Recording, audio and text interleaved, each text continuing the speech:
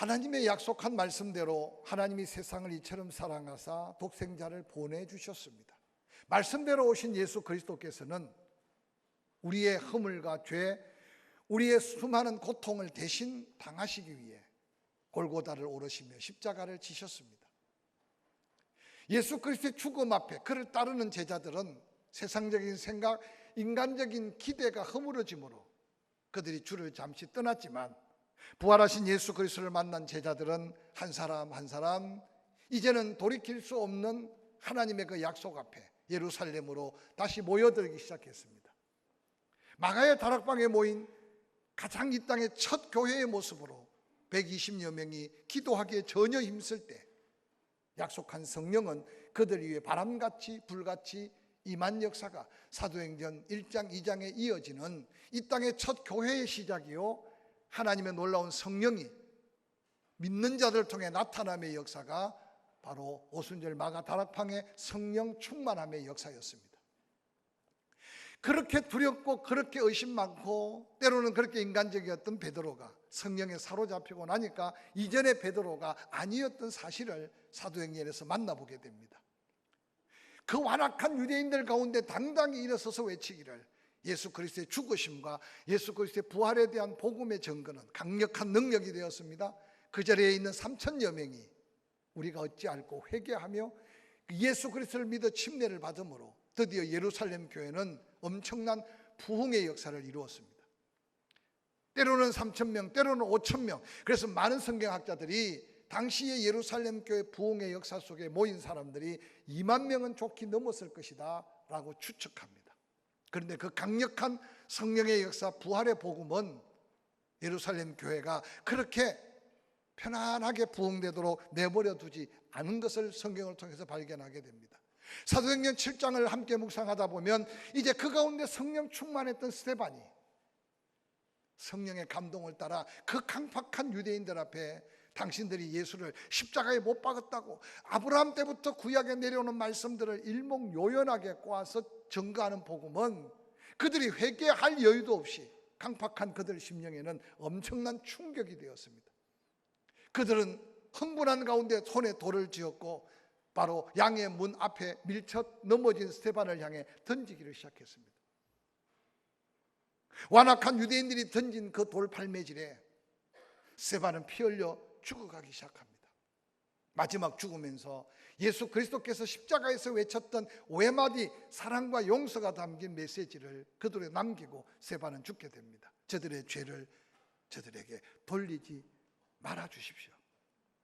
스데반이 죽고 난 다음에 예루살렘 교회를 핍박했던 사울과 그 일당들, 유대 종교 지도자들은 얼마나 강력하게 예루살렘 교회를 핍박했는지, 몇몇 사도 외에는 예루살렘에 발을 붙이지 못하고 그 많던 성도들이 뿔뿔이 흩어지기 시작했던 것은 하나님의 역사적인 섭리가 있었겠지만 그 당시 예루살렘 교회 성도들에게는 엄청난 고난이었고 박해였습니다.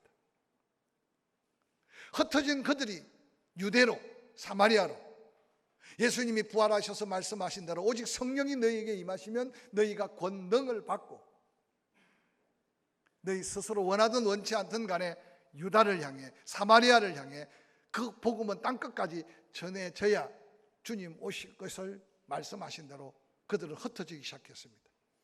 여러분, 그들이 목숨을 구하기 위해 흩어진 것, 도망간 것 아니었습니다. 그들이 그 핍박을 피해서 더 안락한 삶을 위해 그들은 흩어진 것이 아니었습니다. 흩어진 그들은 가는 길에 누구를 만나든지 예수가 부활했다고, 그 예수 믿어야만 구원을 받는다고, 당신들이 조상 대대로 기다렸던 메시아가 바로 당신들이 십자가에 못 박은 예수 그리스도인데 하나님이 그를 살려서 우리의 구주가 되게 하셨다고. 근데 외치는 복음마다 엄청난 역사를 이루었습니다. 오늘 보면 사도행전 8장 1절은 그렇게 말합니다. 사울, 그가 스데반의 죽임 당함을 마땅히 여겼다. 그날에 예루살렘에 있는 교회에 큰 박해가 있어 사도 외에는 다 유대와 사마리아 모든 땅으로 흩어졌다고 소개하고 있습니다.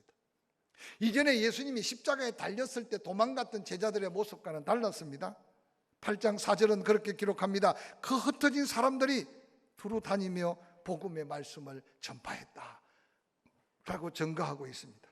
그 가운데 오늘 본문 사도행전 8장 5절에 빌립이라는 사람은 사마리아 성에 내려가 그리스도를 백성에게 전했다. 사실 사마리아 성은 어떤 면에서 지리적으로는 북으로 올라가야 하는 길입니다. 근데 예루살렘이 더 훨씬 높기 때문에, 사마리아가 훨씬 더 낮기 때문에 예루살렘에서 사마리아로 내려갔다고 기록합니다. 내려가서 그리스도를 그 백성들에게 전파했다고 기록합니다. 빌립이 전하는 복음, 그 복음을 말로도 듣고 행하는 표적도 보고 한 마음으로 그가 전하는 복음을 듣고 따랐다라고 성경에 기록하고 있습니다. 흩어진 그들이 유대로, 유대 마을들이 얼마나 많습니까? 사마리아로. 그런데 그 가운데 특별히 빌립이 사마리아 성에 들어갔다는 것은 특별한 하나님의 역사를 기록하고 있음을 기억하시기 바랍니다. BC 722년에 북왕국 이스라엘 사마리아를 수도로 삼았습니다. 아수르의 멸망을 당한 이후에 그들은 하나님만 바라봤던 믿음을 저버렸습니다. 호네락을 낳았습니다. 그러고는 우상을 섬겼습니다. 그래서 남한국 유대 백성들이 볼 때는 사마리아는 저주받은 땅으로 생각했습니다. 그리고 그들은 이미 하나님의 선택받음에서 떠나버린, 이제는 죄악 속에, 이단 사슬 속에, 아니 사단의 무리 속에 접혔다고 생각했습니다. 그래서 예수님 당시까지도 사마리아 사람을 만나서 대화하는 것조차도 죄악시 여겼던 유대에 살던 당시의 유대인들, 남한국 유다의 백성들. 그런데 오늘 놀랍게도 성령에 사로잡혀 하나님의 은혜를 덧입었던 빌립은 쉽게 아무나 가고자 하지 않던 사마리아 성에 가서 복음을 전했다고 성경에는 기록하고 있습니다. 우연 같은 일 같지만 성령이 너희에게 임하시면 너희가 복음의 능력을 덧입어서 예루살렘을 떠나 유다, 사마리아, 그 후에 땅끝까지 복음을 전할 것이라고 말했는데, 성령의 능력으로 빌립이 전한 사마리아 성의 복음은 엄청난 변화, 큰 구원의 역사를 이루었다는 사실을 성경은 소개하고 있습니다. 오늘날로 말로 표현한다면 빌립은 능력 전도를 사마리아 성에서 행한 겁니다. 복음을 전할 때 그저 소곤소곤 몇 마디만 해도 구원받는 사람이 있는가 하면, 때로는 관계를 통해서 오랜 세월 신뢰를 통해 예수를 믿어가는 사람도 있지만, 때때로 강팍한 심령, 때때로 악한 원수 마귀에 짓눌려 있는 사람들은 강권적인 복음이 아니고서는 구원받을 수 없으니까 빌립이 사마리아 사람들을 깨우치고 돌이키고 회개시키고 구원했던 것은 성령의 감당할 수 없는 능력을 그들에게 보이시며 전한 복음인 것을 기억하시기 바랍니다. 본문은 이렇게 이야기합니다. 사도행전 8장 7절, 많은 사람에게 붙었던 더러운 귀신들이 크게 소리를 지르며 나가고 또 많은 중풍병자와 못 걷는 사람이 나으니, 복음으로 인해서 그 사마리아 성, 저주받은 성, 그 어떤 기쁨도 찾아볼 수 없는 그 성에 큰 기쁨이 있었더라고 성경에는 기록하고 있습니다. 사랑하는 성도 여러분, 이 기쁨이 우리 안에 이미 임하였고, 당연히 예수 믿고 구원받은 우리의 가정에 이 기쁨이 넘쳐야 되고, 할렐루야. 아멘을 못하는 이유는 지금 뭔가 걱정 근심 속에 살아온 한 주간이 더 마음을 짓누리고 있는데, 근심거리가 와도 걱정거리가 있어도, 때로는 문제를 안고 있어도 하나님이 우리에게 주신 구원받음의 그 감격은 잊어버려서는 안 돼요. 저는 하나님의 은혜로 구원받은 우리가 모여 예배하는 이 성전 안에 교회가 이 큰 기쁨을 누려야 함은 하나님이 우리에게 주신 은혜인 것을 기억하시기를 주의 이름으로 간절히 축원합니다. 오늘 필립이 전한 능력 있는 복음으로 그 저주받고 버려진 것, 아니 유다에 사는 사람들만 그렇게 이야기 행하는 게 아니라 그 안에 사는 자신들도 돌아보니 옛날 옛적 하나님을 섬겼던 기억력은 다 사라지고 우상 속에 악한 귀신들이 득설거리는 그 저주받은 그 땅에 필립이 전한 복음으로 인해 그 성에 큰 기쁨이 임하였던 것은 엄청난 복음의 역사고 구원의 역사였던 것입니다. 그 엄청난 역사 속에 사도행전 8장 17절에 두 사도가 그들에게 안수하며 성령을 그들이 받습니다. 그곳에 시몬이라고 하는 귀신 들려서 점을 하고 그 빌립보 사람들의 마음을 다 사로잡던 그가 자기가 행하는 어떤 이적보다도 빌립과 그의 제자들이 복음을 전하면서 전하는 성령의 역사는 상상을 초월하니까 돈을 가지고 와서 그 능력 내게도 좀 파라고. 그래서 베드로가 20절에 보니까 하나님의 선물을 돈줄로 생각하느냐, 내 은과 함께 내가 망할지어다. 여러분, 그동안은 성령이 역사하기 전에 이 시몬이라는 그가 수많은 사람들의 마음을 도적질했고 영을 난도질했고 그리고 흑암에 쌓여서 살았는데 성령의 역사로 복음이 전해지니 그가 엎으러져 그까지도 회개하는 역사가 바로 사마리아 성의 놀라운 구원의 역사입니다. 저는 이 말씀을 묵상해 가면서 오늘날 이 한국 땅에 여러분, 교회는 있으나 어떤 때는 그 능력을 상실하고 살지 않는가 생각해 가면서 다시 이전에 교회 중심으로 교회를 통해서 하나님의 선한 역사로 이 민족이 여기까지 하나님의 보호하심의 은혜를 입었다면 다시 한번 우리가 일어나야 하고 그 성령에 사로잡혀서 그 능력으로 살아야 할 때 우리가 한 시대를 살고 있다는 사실을 기억하시기를 주의 이름으로 간절히 축원합니다. 그래서 이 하루라도 성령의 감동에 조금 더 예민하게, 내 안에 이미 내가 구원받아 마음으로 믿어 입으로 시인하는 순간 내 심령에 선물로 주신 성령이 내 안에 과연 강력하게 역사하고 있는가 끊임없이 민감하게 살펴가면서 성령의 감동하심 앞에 한 걸음 한 걸음 순종하는 자리에 기뻐할 수 없는 사마리아 성, 은혜를 입을 수 있는 그 성에 임하였던 성령의 능력으로 전한 복음의 역사가 우리 삶에도 다시 한번 재현되어지는 하나님의 은혜로 인하여 내 심령의 기쁨, 우리가 누려야 될 가정의 기쁨, 함께 모일 때마다 더 큰 기쁨, 그것이 이웃에게 또 다른 큰 기쁨을 일으키는 하나님의 능력으로 역사할 수 있기를 주의 이름으로 간절히 축원합니다. 오늘 본문에 빌립이 어떤 모습으로 전도했다, 어떤 전략으로 전도했다, 어떤 방법으로 전도했다 전혀 성경에 소개하고 있지 않아요. 성령에 사로잡혀 하나님의 이끄심대로 갔는데 빌립은 어떤 사람은 유대의 다른 마을로, 어떤 사람은 사마리아 지역의 다른 지역으로 갔는데 빌립만큼은 당시에 유대 사람이 가장 죄악시하고 가장 저주스럽게 여겼던 사마리아 성으로 들어가서 그가 어떻게 복음을 전했는지는 모르겠어요. 성령의 이끌림을 받아 전한 그 복음이 그 성을 완전히 뒤집어 놓았던 이 사건은 오늘 우리에게 직장과 삶의 자리, 때로는 이도성에 살면서 거룩한 부담적 도전이 아닐까 생각합니다. 이어서 사도행전 8장에 그 엄청난 사마리아 성을 뒤집어 놓은 빌립인데 갑자기 주의 사자가 빌립에게 말합니다. 일어나서 남쪽으로 향하여 예루살렘에서 가사로 내려가는 광야길, 그 길로 내려가 봐라. 우리는 그냥 성경에 쓰여 있으니까 쉽게 이해하겠지만 지금 빌립은 예루살렘 북쪽 사마리아 지역의 사마리아 성에서 엄청난 복음 전도의 역사를 이루었어요.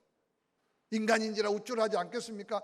아마 빌립이 핍박 때문에 도망 나온 예루살렘이 집혔을 겁니다. 다시 가서 이 정도 복음, 이 버려진 저주받은 도성 사마리아가 이렇게 뒤집어졌다면 예루살렘도 뒤집어질 수 있을 것이라고 생각했을 겁니다. 그런데 성령께서 빌립에게 말씀하신 것은 예루살렘이 아니라 사람도 많이 지나치지 않은 외딴 길, 그것도 예루살렘에서 가사로 내려가는 광야길로 가라고는 그 말씀대로 빌립이 아무런 질문 대답 없이 그냥 그 길로 내려갑니다. 이미 그 길은 에디오피아의 간다게라고 하는 여왕의 국고를 맡은, 오늘날 말하면 대통령 비서실 중에서도 책임 있는 권세 있는 자가 절기를 따라 예루살렘에 예배하고 내려가는 길에 그가 탄 수레니까 얼마나 좋았겠습니까? 그 수레를 타고 가는 간다게의 국고를 맡은 그 내시가 아니 하나님 말씀을 읽고 있는데 이사야 53장 말씀을 읽고 있었어요. 하나님은 그 영혼을 통해 이룰 하나님의 뜻을 위해 빌립에게 말씀하신 거죠. 아마 오늘날 저에게 말씀하셨다면 하나님, 아니 그 에디오피아에 온 사람, 그 사람 한 사람이 중요합니까? 하나님이 택함 받은 유대에 사는 사람들이 더 중요하지 않습니까? 그것도 예루살렘에 지금 천지를 분별하지 못하고 도리어 예수님을 핍박하는 저들을 변화시키는 게 더 큰 일이 아니겠습니까? 충분히 말할 수 있어요. 근데 성경을 자세히 읽어보면 빌립은 이미 성령에 사로잡히고 난 다음 성령의 인도하심을 따라, 성령의 이끌림을 따라, 그래서 빌립이 아무런 질문 없이 남쪽으로 향하여 내려가고 있는 모습을 성경은 소개하고 있습니다. 축지법을 쓴 것도 아닌데 간당의 국고를 맡은 그가 탄 수레가 얼마나 좋았겠습니까? 아마 빌립이 얼마나 열심히 추격해서 따라갔으면 한참을 광야길로 내려가니 앞에 수레 하나가 보이는 거죠. 그 수레가 보이자마자 하나님께서는 빌립에게 말합니다. 그 수레로 가까이 나아가라. 그 수레로 가까이 나아가라.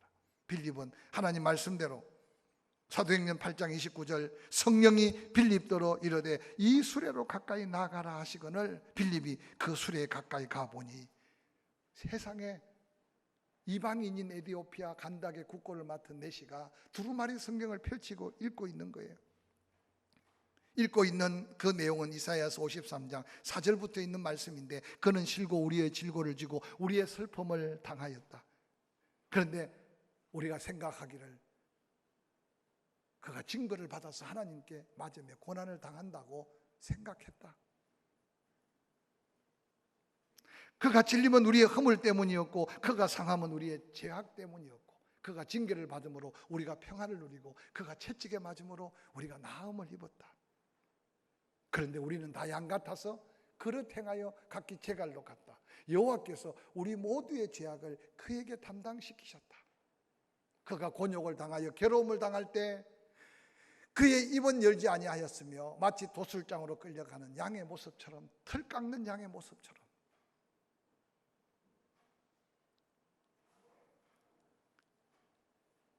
그는 곤욕과 신물을 당하고 끌려갔으나 그 세대 중에 누가 생각하기를 그가 살아있는 자를 땅에서 끊어지면 마땅히 행벌을 받은 내 백성의 허물 때문이라 하리요라고 말했어요. 이디오피아의 간닥의 국고를 받은 그가 이 이사야가 예언한 이 말씀을 읽을 때 이해가 되지 않아서 빌립에게 묻기를 아니 여기 주인공이 누굽니까? 이사야 자신 스스로를 하는 이야기입니까? 아니면 또 누가 있습니까? 여러분 성령께서 이미 이 내시의 마음을 흔들어 놓고 빌립이 입만 벌려 예수를 전하면 할렐루야 아멘 영접할 수 있게 만드신 성령의 역사를 우리에게 보여주고 있는 이 한 사건이 오늘을 사는 우리에게 도전하는 메시지가 뭔지 한번 생각해 보시기 바랍니다. 빌립이 그 마차에 올라타 그 메시에게 바로 그는 약속한 메시아인데 그 메시아가 바로 오신 예수 그리스도다. 그 예수를 전하니 복음을 전하니 그가 영접하고 난 다음 지나가는데 물이 있기로 빌립이 침례를 요청한 게 아니라 이 내시가 빌립에게 예수 믿고 구원받은 자가 침례를 받음으로 믿음을 고백하라 했으니 내가 여기 물이 있으니 침례를 베풀어 달라. 성경에 두 사람이 그 물에 내려가서 침례를 받습니다. 할렐루야. 예수님이 요단강에 물에서 올라올 새 하늘 문이 열리고 하나님의 음성이 들렸던 예수님이 직접 받은 침례, 헬라어로 베프타이조, 영어로 베티좀. 그래서 오늘 한국 성경은 세례라고 기록되어 있지만 그 단어적인 표현이지 물을 찍어 바른 세례는 처음에 아니었다는 사실이에요.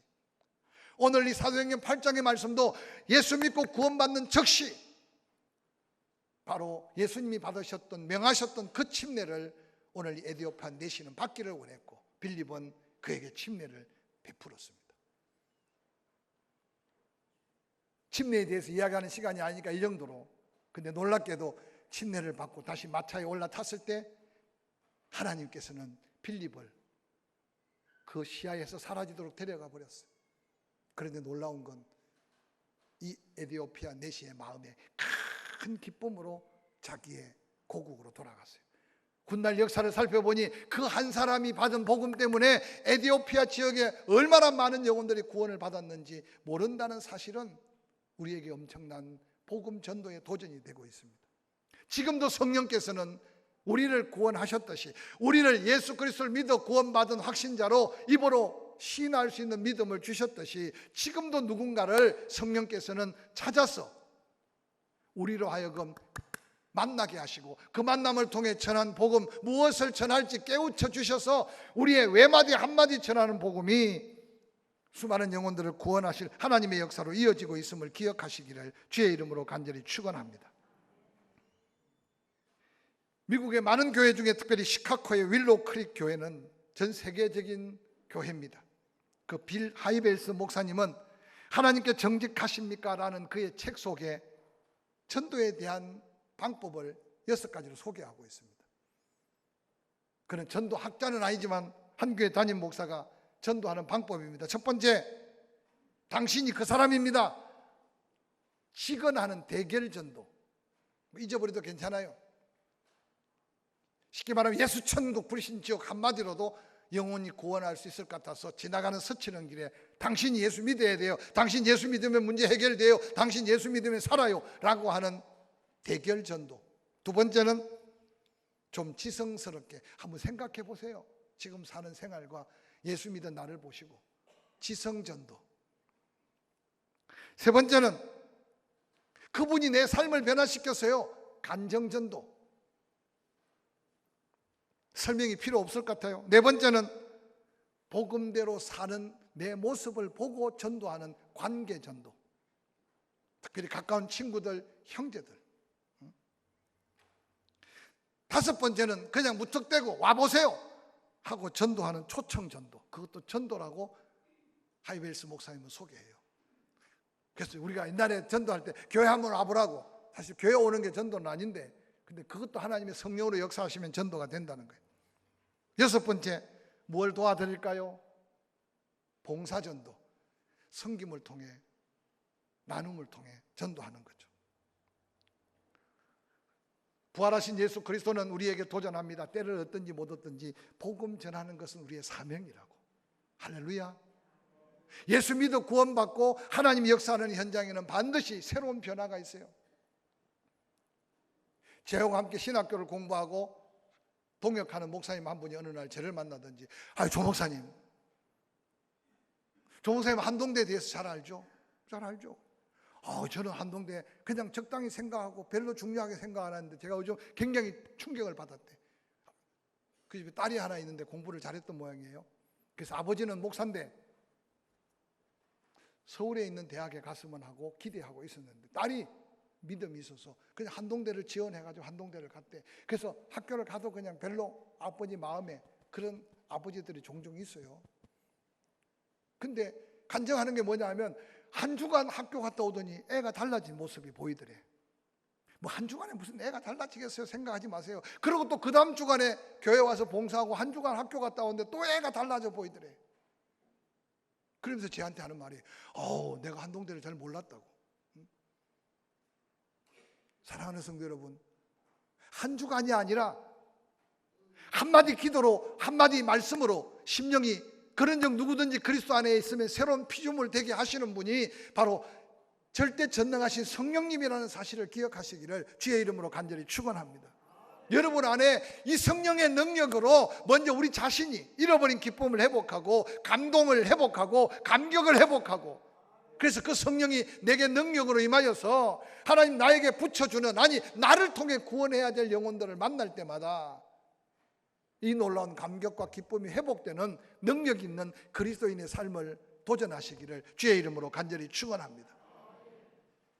이 한 주간에 여러분 기도할 거 많지 않습니까? 고쳐달라고 기도하고, 안 아프게 해달라고 기도하고, 잘되게 해달라고 기도하고, 기도할 건 많은데 이제 복음의 능력이 전해지는 그곳에 나타나는 성령의 역사를 기대해가면서, 그래도 이 복음의 역사를 위해 기도하시기 바랍니다. 하나님 누구를 만나게 해주실지 나에게 사람을 붙여달라고, 또 나의 입의 말과 행동과 삶을 통해 복음의 통로가 되어서 능력의 복음이 전해질 때 병든 자가 치유되고 악한 영들이 떠나가는 기적을 경험하면서 온 사마리아 성의 큰 기쁨, 근심 걱정으로 내려가는 이 내시 마음속에 놀라운 그 기쁨이 회복되는 복음의 역사를 나의 삶에서도 누리고 나로 인해 그 기쁨을 전하게 해 주옵소서. 기도하는 저와 여러분의 삶이 되기를 주의 이름으로 간절히 축원합니다.